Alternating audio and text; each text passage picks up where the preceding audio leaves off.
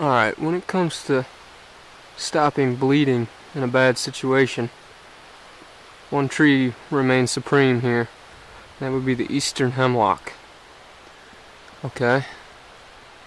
There's quite a few around me right now. Pretty much everything you're seeing in this camera lens is Eastern Hemlock. Alright, there is one more tree that you could find here, but you'll more than likely find it more down south in a Florida type situation. That would be the bald cypress. But here, the most abundant would be this hemlock. You can see all over the place. So it's good for the winter and it's good for the summer because it's here and it's always identifiable because it's an evergreen. See all them green patches up there? That pretty much is all hemlock. A little bit of pine here and there. Like this tree right in front of me here. That's a big old hemlock. Okay.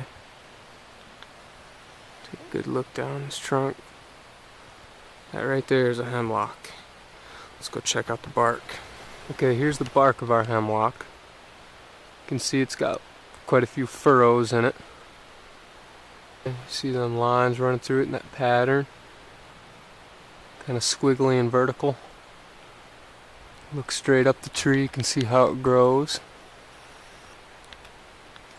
Similar to a pine. It has vitamin C properties like a pine, but it's not a pine. Okay, here's a little sapling here, a little baby Eastern Hemlock. It's about 2 feet tall. Here's another key point of identification here.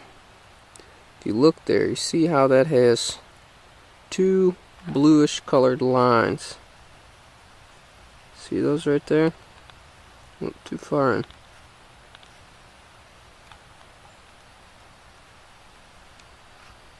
Okay, you see them 2 lines? That tells you you have an Eastern Hemlock. Because you don't want to confuse this with something like a yew tree if it were in your area.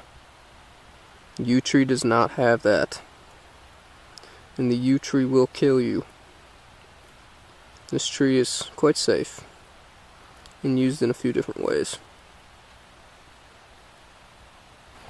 Alright, let's take a look at a pine tree bark. See how most of your pines have that flaky look? They have some of them little ridges in there too, but they don't have that solid northern bark look. They just have that flaky type bark to it. Okay, so that's one thing you can use to help you identify this tree via the bark. You come up to this Eastern Hemlock. This is a smaller one. Okay, I'm going to take a couple pieces of bark here, just a couple. Just got that right there.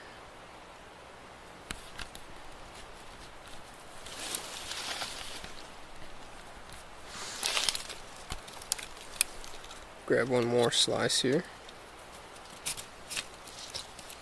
And the reason we're using a small hemlock, this is just a, 6 foot tall tree here. The reason you use that is because it's easier to get into that inner bark. And that's what we're looking for, is the inner bark right now. You'd want to get a hold of something like this right here, any moss or lichens you can find that are good and absorbent. This type of lichen works a little better than the flaky type like this right here. This stuff works a little better, it's more absorbent than that. Those little hairs there. Right here is some moss that we could gather to give us some assistance. Also very absorbent and protecting of the wound. To help us with a bandage for bleeding, we could use a little pine branch. So I'll gather one of these and we'll show you how to use this.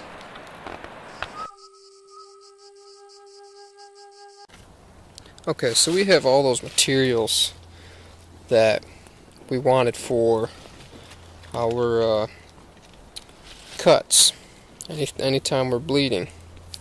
Okay, and this here, this is our hemlock right here. And what we're looking for is a poultice. Alright, this stuff is very astringent and will definitely stop bleeding. Okay? So what we want to do is work this bark down to a poultice.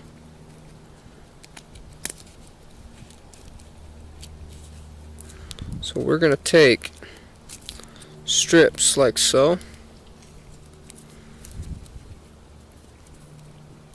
Try to get all that outer bark off. Okay.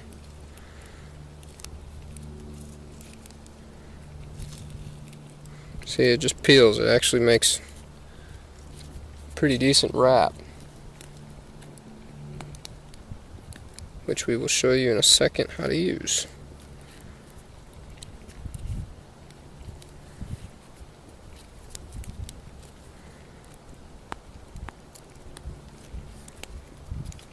There was a story of a kid who gashed his head open in the middle of the wilderness and put a big blob of this on top of his head, and it stopped the bleeding. So it's not a bad thing to get to know. Okay, so we have a nice little piece here. What I'm going to do is I'm just going to pop this in my mouth.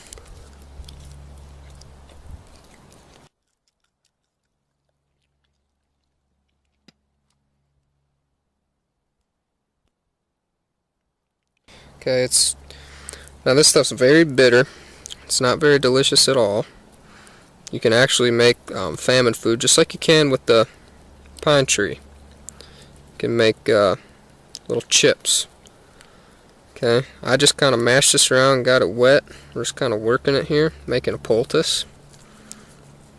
What we'd do, say we have a cut, okay?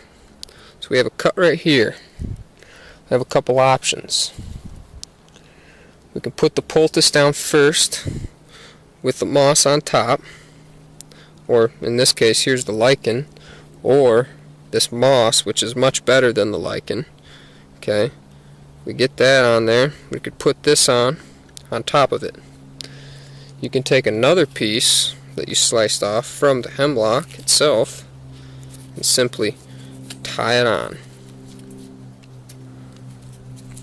Okay.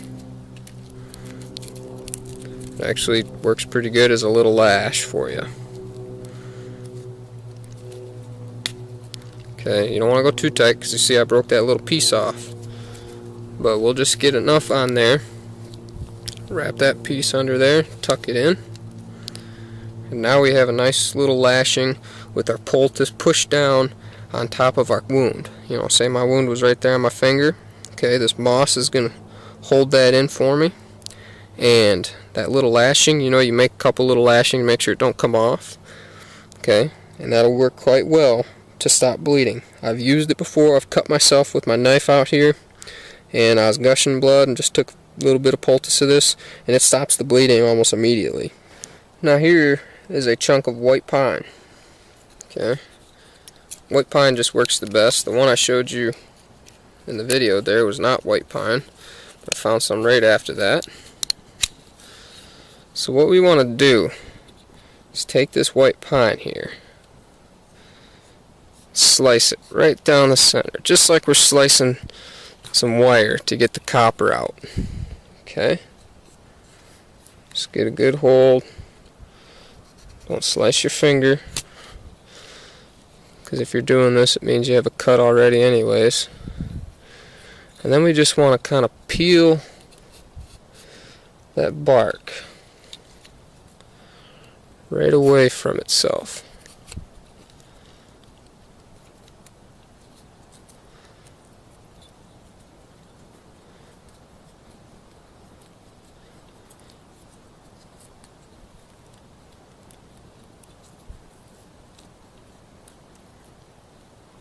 Key is getting a piece the size you need for your wound. If you need a big piece, get a big piece.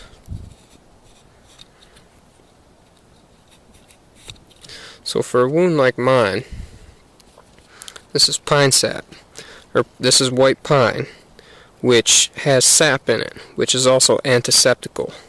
Okay, so we could use both of these to our advantage. If we had some sap to add to this poultice, would be great. Keep it clean and clean it out of bacteria and stuff.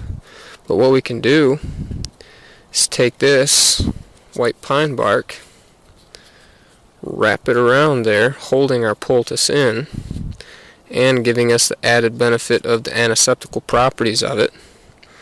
Okay, and use something like this right here to tie it on.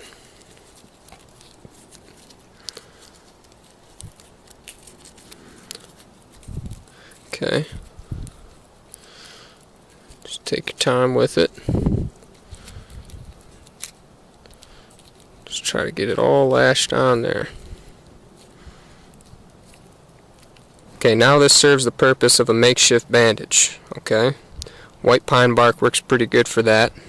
It's very flexible, and you can get a nice piece off if you get a big branch, or if you just have a smaller wound, say on your finger like this, just get a big enough piece to wrap that area. Or if you have cordage on you, get it sutured down real tight. But this here will actually serve a pretty good purpose for you. You're getting the coagulant, you're getting the astringency of the hemlock to stop the bleeding, and you're getting the pine sap in there, which is antiseptical and also will help you stop that bleeding. Now when it comes to stopping bleeding from any wound, you obviously want to use the most modern technique you can if you have it in your kit, but honestly, this hemlock here has never failed me. I've cut myself a few times out here and used it, and it's always worked great. That's just a quick look at how you could bandage it up without any wilderness survival kit that you brought out with you. So this is wilderness medicine, and other methods out here do exist, but I like to give the most sure method that's most abundant. As you can tell, I like to do that just like with the cabbage palm bow drill down in Florida. To me, it just makes sense to make a fire with that every single time and not waste your time on all the other stuff. But there's things like yarrow out here you could use to stop bleeding. Alfalfa could stop bleeding. There's a multitude of other things too that just takes a lot of time to study and find. They're not as abundant. You're not going to find those things during the winter. Hemlock you're going to find during the winter, and you're going to be able to identify it because it keeps its needles, or leaves as it's called. It's not really needles like pine. But just look for that yellow, just look for that 2 blue veins running down the back side of it on them leaves, and you pretty well know you have Eastern Hemlock. It grows quite abundantly out here, and you can also do other things with it. You know, with that same bark you can make a tea that's good for cold and flu and loaded with vitamin C like pine is. They say not to make the tea if you're pregnant though, because it can be abortive, so I guess if you're pregnant, don't drink it. The leaves, they smell great. It's just a wonderful little tree, and it grows this thing on it also called woolly adelgid, and it's a fungus that's been attacking all these out here. So if you see something that looks like cotton growing on needles, well, that's another sign that you have hemlock as well. Okay, now be aware that there's a difference between poison hemlock and water hemlock and Eastern Hemlock. Eastern Hemlock is a large tree. Those other two can kill you, and they're much smaller. So definitely study up on that. Make sure you don't confuse them, which hopefully you won't. I showed you what Eastern Hemlock looks like, and them other two do not look like that at all. But if you didn't have hemlock in your area, you could look for them other ones I mentioned. There's plenty of others. Just do some research on it. It might be in your area. If you're down in Florida, cypress, that's your number one. It might be better than hemlock in my opinion. It's just as good, if not better, I should say. Cypress, same thing. Make a poultice of that bark and slap it on your wound, and it will stop the bleeding. If you were hunting with a muzzleloader, you know, you might have heard of cauterizing a wound. Very dangerous and not recommended, but if you had a large enough gash that needed to be sealed up right now, or you're going to bleed to death, then you would definitely consider cauterizing that wound with black powder.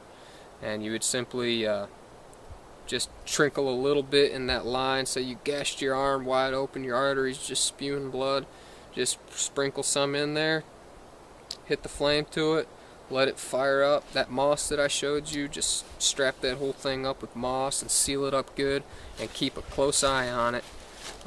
Anything antiseptical you can find, plantain, pine sap, the hemlock, anything like that that you can find, I recommend putting it on it to keep it clean. Wash it with water. Just keep that wound clean. Don't scrub on it or tear anything off, because if you open it back up, it's just going to start bleeding again. So if you keep something moist on it like moss, it won't dry on there and rip your flesh off when you take it off. So that green moss I showed you is by far the best to put on there. So just keep all that in mind, and that's what I recommend for any type of a serious bleed or anything. I don't recommend cauterizing it, especially if it's just a small little wound, but in a serious situation you might consider it, but you got to do the research on it. Like I said, I don't recommend it, but this is a way for you to find nature's remedy for stopping any type of bleeding. Just remember Eastern Hemlock and cypress, bald cypress. Those are the two you need to know if you're from Florida or you're from Tennessee.